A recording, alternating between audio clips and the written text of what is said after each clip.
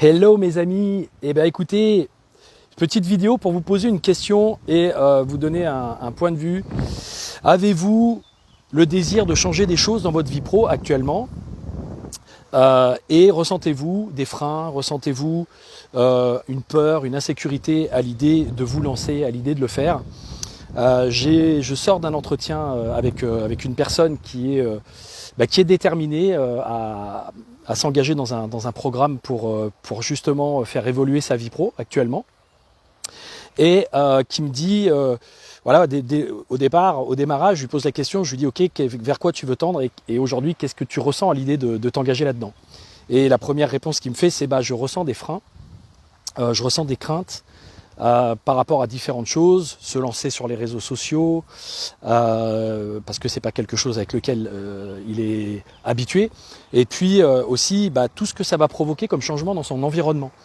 Puisque effectivement c'est quelqu'un qui tend vers l'accompagnement au changement, qui tend vers le fait d'accompagner les autres, mais qui jusqu'à présent avait un environnement et avait un métier qui était autre, et donc qui fait que il y a son entourage qui n'est pas forcément très rassuré par rapport à ce qu'il est en train de suivre comme ligne. Et d'ailleurs qui craignent aussi, parce qu'ils ne connaissent pas très bien le coaching, les outils de PNL, enfin toutes ces choses-là sont des choses qu'ils ne maîtrisent pas bien. Et donc le premier facteur qui va faire que vous allez vous donner l'autorisation de pouvoir bouger, il y a toujours une idée de permission, protection quand vous voulez progresser dans un domaine. Donc la permission, protection, c'est un premier facteur par rapport à l'environnement, c'est-à-dire comment je communique effectivement avec mon environnement, qu'est-ce que je dis à mon environnement concernant le projet, le nouveau projet, la nouvelle ambition, la nouvelle vision que j'ai. Ça peut être des collaborateurs dans une entreprise parce que vous voulez changer un peu l'orientation de votre projet, ça peut être des partenaires, ça peut être votre environnement personnel. En gros, l'idée, c'est comment je fais pour, on va dire, me donner l'autorisation en montrant aux gens que qui peuvent me faire confiance parce que je prends en considération les choses qui vont permettre de rester en sécurité, qui vont me permettre d'avancer progressivement et que je ne suis pas en train d'être complètement inconscient et de me lancer dans quelque chose de façon totalement inconsciente. Il y a évidemment toujours un facteur de risque, il y a toujours évidemment quand on se lance dans ce genre de choses, le fait qu'on n'est pas sûr d'y arriver. Mais si on attend d'être sûr d'y arriver, alors on n'avance jamais, on fait jamais un premier pas pour élargir sa zone de confort. Le deuxième facteur, c'est le facteur physique, c'est-à-dire comment je me sens, dans quelle énergie je suis.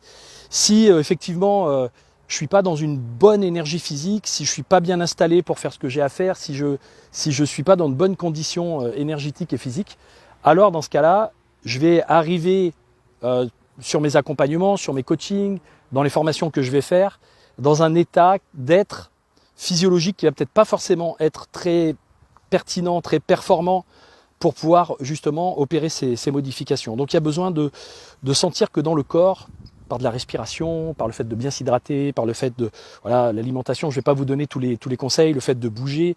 Là par exemple, moi je suis dans la nature en train de marcher parce que j'ai besoin d'intégrer de l'information, j'ai besoin de créer du contenu et du coup je profite d'être dans des beaux environnements, je marche, je respire pour rester dans une bonne énergie physique. Parce que l'énergie physique va avoir évidemment un impact sur votre facteur psychologique.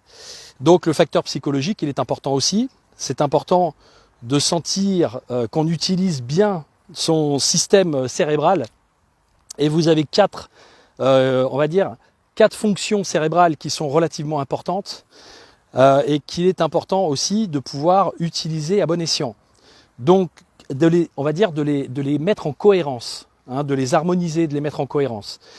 La première fonction, c'est la fonction, on pourrait dire, créative, imaginative. C'est-à-dire, en gros, quelle est votre vision? Quand vous voulez changer ce que vous êtes en train de changer, pourquoi vous le faites? Pour aller vers quoi?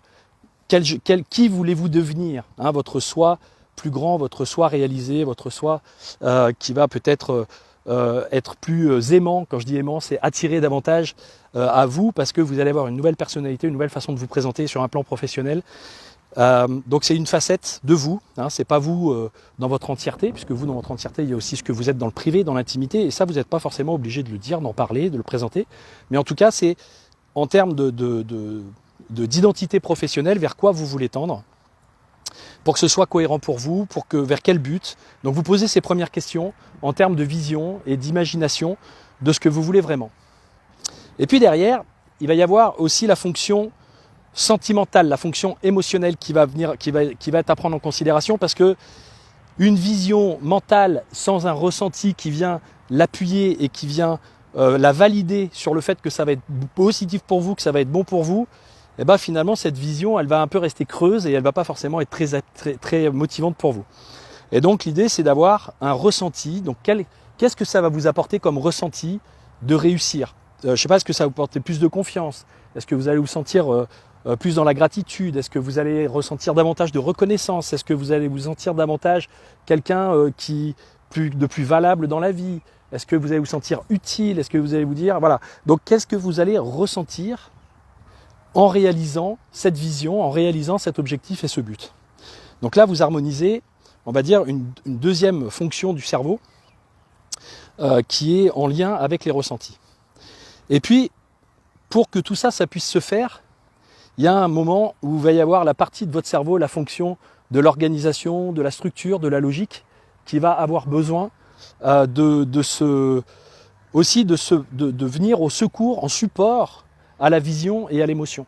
Parce que si effectivement vous avez besoin de structure, de cadre, etc., et que ce n'est pas suffisamment mis en place pour vous, alors dans ce cas-là, vous risquez de sentir que votre système émotionnel et de sentiments, malgré une belle vision, malgré l'idée d'aller vers un but qui soit enthousiasmant pour vous, etc., fasse que vous vous disiez, je ne sais pas comment je vais faire. Donc comment vous allez vous y prendre?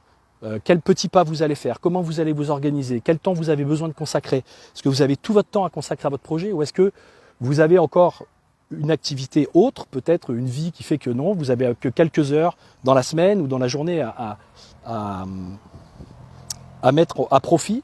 Et donc comment vous allez le faire? Donc ça c'est, on va dire, vous projeter dans une forme d'organisation pour que ça soit, et que ça prenne en considération aussi vos besoins physiques, etc., physiologiques, de ne pas vous mettre la grosse pression en vous disant oui ça y est je me lance, il faut que ça aille vite, de ne pas vous précipiter, parce que mieux vaut faire moins que trop quand on se lance, parce que sinon on risque de se cramer physiologiquement, au niveau du moral aussi, au niveau du cerveau. Donc l'idée c'est de prendre son temps, de se dire que ça va se faire pas à pas, tranquillement, et tout ça, ça s'organise. Sinon vous risquez de vous dire, allez c'est bon, je me tape je sais pas combien d'heures de formation par jour, je me tape je sais pas combien d'heures à faire des posts, à faire des trucs, à faire des machins, en attendant des résultats rapides, et si jamais ça n'arrive pas, alors vous risquez d'être déçu. Et puis, effectivement, la quatrième fonction importante, c'est la fonction d'action, de mise en action, parce que si vous ne mettez pas en action, vous allez être anxieux. Si vous avez une belle vision, que vous avez des sentiments positifs, que vous vous dites « Waouh, si jamais je réalise ça, ça va être bien pour moi, ça va être bien pour ma vie », mais que vous ne posez zéro action, alors vous allez commencer à vous sentir anxieux, honteux, vous allez commencer à perdre confiance, vous allez baisser votre niveau d'estime. Pourquoi? Parce que vous n'êtes pas en train de faire quelque chose. Donc l'idée c'est de faire des choses, poser des petites actions, les plus faciles au départ, les plus abordables pour vous, les petits pas qui sont les plus évidents pour vous, pour progresser tranquillement vers la réalisation par des actions. Voilà. Donc ça sont, on va dire, les 4 fonctions qui sont importantes de prendre en considération et d'harmoniser si jamais vous voulez avancer, progresser vers votre nouvelle vie pro. Quand je dis vie pro, ça comprend la nouvelle vision en accord avec vos valeurs, en accord avec ce qui est important pour vous. Ça comprend donc une vision qui soit inspirée, bien inspirée, pas juste pour l'ego, aussi quelque chose qui va nourrir vos valeurs profondes, l'être profond. Une identité nouvelle, une identité professionnelle qui soit assumée, incarnée, vous vous sentiez en confiance, vous sentiez que vous êtes légitime. Et ensuite, l'évolution, ça passe par des actions, ça passe par des pas, ça passe par des feedbacks, ça passe par des corrections. Donc l'idée, c'est de pouvoir avancer tranquillement, progressivement, étape par étape, et petit à petit, de commencer à dire qu'est-ce que je peux changer, qu'est-ce que je peux modifier, qu'est-ce que je peux améliorer, etc. pour progresser.